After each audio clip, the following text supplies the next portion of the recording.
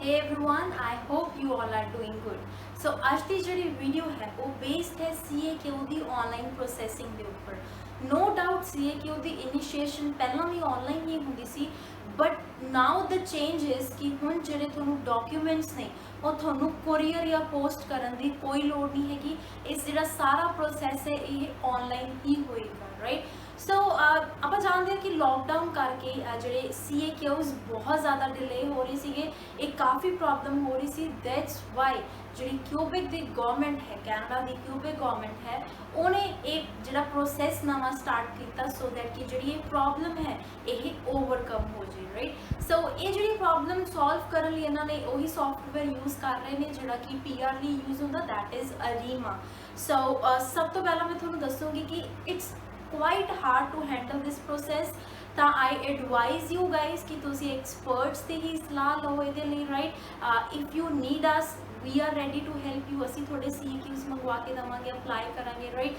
but otherwise it's up to you, ਹੈ ਨਾ। ਜੇ ਤੁਸੀਂ ਖੁਦ ਹੈਂਡਲ ਕਰਨਾ ਚਾਹੁੰਦੇ ਹੋ ਕਰ ਸਕਦੇ ਹੋ ਤਾਂ ਤੁਸੀਂ ਕਰ ਸਕਦੇ ਹੋ। ਅਦਰਵਾਈਜ਼ I think ਇਹ ਬਹੁਤ ਹੀ ਜ਼ਿਆਦਾ ਜਿਹੜਾ ਹੈਗਾ ਡਿਫਿਕਲਟ ਹੈ, ਜਿਹੜਾ ਪ੍ਰੋਸੈਸ ਹੈਂਡਲ ਕਰਨਾ ਬਹੁਤ ਜਾਣਿਆਂ ਨੂੰ ਨਹੀਂ ਸਮਝ ਆਉਂਦਾ। ਸੋ I advise ਕਿ ਤੁਸੀਂ ਐਕਸਪਰਟ ਦੀ ਹੈਲਪ ਨਾਲ ਹੀ ਇਹ ਚੀਜ਼ ਕਰੋ, ਰਾਈਟ। ਸੋ ਜੇ ਆਪਾਂ ਗੱਲ ਕਰੀਏ ਪ੍ਰੋਸੈਸ, ਹੈ ਨਾ, ਪ੍ਰੋਸੈਸ ਕੀ ਹੁੰਦਾ ਸੀਗਾ, ਤਾਂ ਜਿਹੜਾ ਪਹਿਲਾ ਪ੍ਰੋਸੈਸ ਸੀਗਾ it use to take a lot of time, ਬਹੁਤ ਹੀ ਲੰਬਾ ਟਾਈਮ ਲੈਂਦਾ ਸੀਗਾ। ਉਹ ਪ੍ਰੋਸੈਸ ਦੇ ਵਿੱਚ ਕੀ ਸੀਗਾ ਕਿ ਤੁਸੀਂ ਜਿਹੜੀ ਹੈਗੀ ਆ ਵੈਬਸਾਈਟ ਦੇ ਉੱਪਰ ਤੁਸੀਂ ਜਾਂਦੇ ਸੀਗੇ, ਠੀਕ ਹੈ ਜੀ। ਲਾਈਕ ਆਪਾਂ ਕਹਿੰਦੇ ਹਾਂ ਕਿਊਬਿਕ ਇਮੀਗ੍ਰੇਸ਼ਨ ਵੈਬਸਾਈਟ ਦੇ ਉੱਪਰ ਜਾ ਕੇ ਪੋਰਟਲ ਜਾਂ ਫਾਰਮ ਤੁਸੀਂ ਫਿਲ ਕਰਦੇ ਸੀਗੇ। ਉਸ ਤੋਂ ਬਾਅਦ ਕੀ ਆ, ਤੁਹਾਡੀ ਫੀ ਜਿਹੜੀ ਤੁਸੀਂ ਪੇ ਕਰਦੇ ਸੀਗੇ, ਫਿਰ ਤੁਹਾਨੂੰ ਜਿਹੜੀ ਫੀ ਤੁਸੀਂ ਭਰ ਦਿੱਤੀ ਆ ਉਹਦੀ ਤੁਹਾਨੂੰ ਰਸੀਟ ਆਉਂਦੀ ਸੀ, ਹੈ ਨਾ, ਕਿ ਹਾਂ ਫॉर द ਕਨਫਰਮੇਸ਼ਨ ਕਿ ਹਾਂ ਤੁਸੀਂ ਫੀਸ ਭਰ ਦਿੱਤੀ ਹੈ। ਉਸ ਤੋਂ ਬਾਅਦ ਇਹ like for up to like 4 days ਇਹ ਜਿਹੜਾ ਮੌਂਟਰੀਅਲ ਪਹੁੰਚਦਾ ਸੀ। ਉਸ ਤੋਂ ਬਾਅਦ ਇਹ ਕਿਊ ਵਾਈਜ਼ ਮਤਲਬ ਕਿਊ 'ਚ ਲੱਗ ਜਾਂਦਾ ਸੀਗਾ according to the date, and ਜਿਹੜੀ ਉਹ ਫਾਈਲ ਸੀਗੀ ਉਹ ਸਟੂਡੈਂਟ ਦੇ ਨਾਮ 'ਤੇ ਹੀ ਜਾਂਦੀ ਸੀ, ਠੀਕ ਹੈ। ਤਾਂ ਉਸ ਤੋਂ ਬਾਅਦ ਇਹ ਅਲੱਗ-ਅਲੱਗ ਡਿਪਾਰਟਮੈਂਟ ਨੂੰ ਜਾ ਕੇ ਇਹਦੀ ਮਾਰਕਿੰਗ ਹੁੰਦੀ ਸੀ।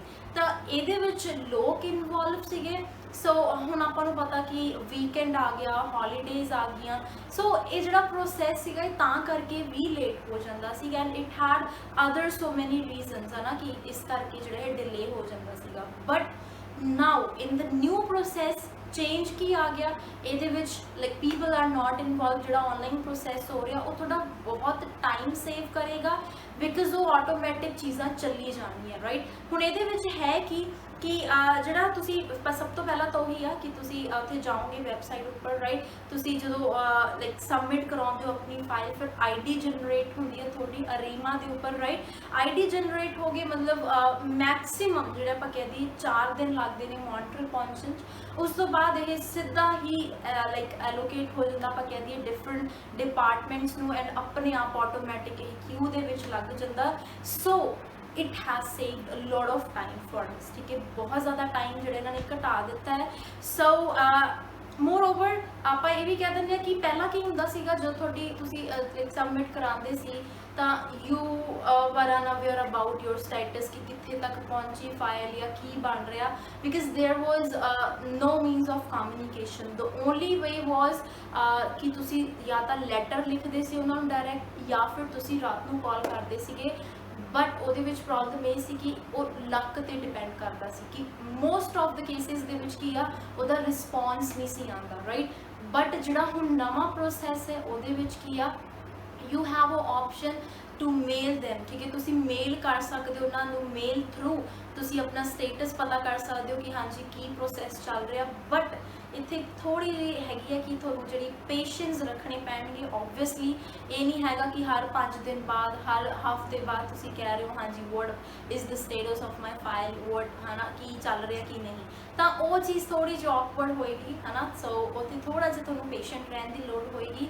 ਸੋ ਇਹ ਜਿਹੜਾ ਪ੍ਰੋਸੈਸ ਹੈ ਆਈ ਥਿੰਕ ਬਹੁਤ ਬੈਨੀਫਿਸ਼ੀਅਲ ਹੈ, ਬਿਕਾਜ਼ CAQ ਹੈ ਆਉਣੇ ਬਹੁਤ ਇੰਪੋਰਟੈਂਟ ਨੇ, ਰਾਈਟ। ਐਂਡ ਮੈਂ ਤੁਹਾਨੂੰ ਫਿਰ ਐਟ ਲਾਸਟ ਤੇ ਰਿਮਾਈਂਡ ਕਰਾਂਗੀ ਗਾਈਜ਼ ਕਿ it is hard to handle this process by your own. ਤਾਂ ਜੇ ਤੁਹਾਨੂੰ ਕਿਸੇ ਵੀ ਕੋਈ ਵੀ ਚੀਜ਼ ਦੀ ਲੋੜ ਹੋਈ so consult us, consult Flying Feather for that right. We guys are always ready to help. ਤੁਹਾਡਾ ਕੋਈ ਵੀ ਕੁਐਸਚਨ ਆ ਤੁਸੀਂ ਕਮੈਂਟਸ ਵਿੱਚ ਪੁੱਛ ਸਕਦੇ ਹੋ ਜਾਂ ਫਿਰ ਸਾਨੂੰ ਡਾਇਰੈਕਟ ਕੰਟੈਕਟ ਕਰ ਸਕਦੇ ਹੋ। Will always be there for you. Okay, so I hope ਜਿਹੜੇ ਨਵਾਂ ਚੇਂਜ ਆਏ ਥੋੜੀ ਬੈਨੀਫੀਸ਼ੀਅਲੀ ਪ੍ਰੂਵ ਹੋਏ। Till that thank you so much for watching this video and ਇਸ ਵੀਡੀਓ ਨੂੰ ਲਾਈਕ ਜ਼ਰੂਰ ਕਰ ਦਿਓ। So thank you so much guys.